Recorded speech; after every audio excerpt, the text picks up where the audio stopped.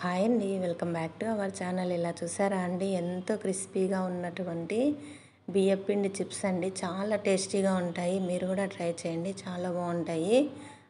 ఒక బాండిల్ పెట్టేసి ఒక కప్పు వాటర్ వేసి కొంచెం సాల్ట్ వేసేసి మరిగిన తర్వాత ఒక కప్పు బియ్యపిండి వేసి బాగా కలుపుకోవాలా.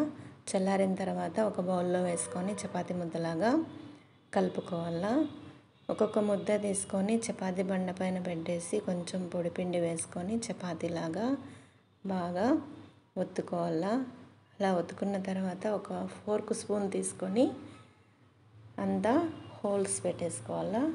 హోల్స్ పెట్టిన తర్వాత ఎడ్జెస్ అంతా స్ట్రైట్గా బాగా కట్ చేసుకోవాలా. కట్ చేసుకున్న తర్వాత అన్నీ చిప్స్ లాగా కట్ చేసుకోవాలా. ఈ విధంగా కట్ చేసుకోవాలా.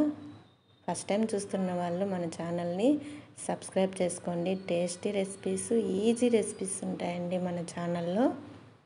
ఇలా చిప్స్ లాగా అన్నీ కట్ చేసుకొని ఒక ప్లేట్లో పెట్టేసుకొని స్టవ్ పైన బాండిల్ పెట్టేసి ఆయిల్ వేసుకొని కొంచెం హీట్ ఎక్కిన తర్వాత ఈ చిప్స్ అన్నీ వేసి బాగా క్రిస్పీగా కాల్చుకోవాలా. అలా కాల్చుకున్న తర్వాత అన్నీ కూడా ఒక బౌల్లో వేసేసుకోవాలా.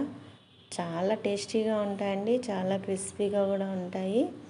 పిల్లలకి లంచ్ బాక్స్లో పెట్టియచ్చు, మనము టీ టైంలో కూడా తినచ్చండి.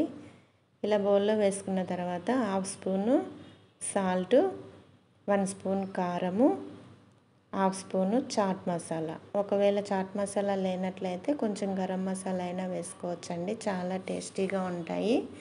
ఇలా అన్నీ రెడీ చేసేసుకొని టీ టైంలో కానీ తినేయచ్చండి. మీకు నచ్చినట్లయితే లైక్ చేయండి, షేర్ చేయండి, సబ్స్క్రైబ్ చేసుకోండి. Thank you.